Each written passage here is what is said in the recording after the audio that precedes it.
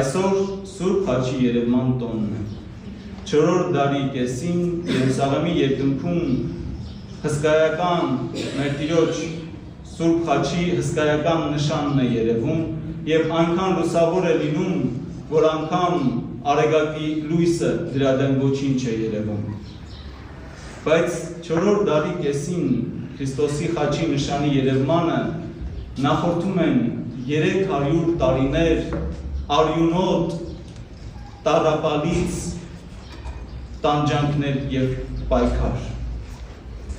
Քրիստոնյաները 300 տարիներ շարունակ անասելի կերպով մահվան են ենթարկվել։ Շատերը ուրացել են Քրիստոսին իրենց կյանքը փրկելու համար, բայց շատերն էլ իրենց կյանքն են ուրացել հանուն քրիստոնեության պայքարում աննահանջ մնալու համար։ Եվ 300 տարիներ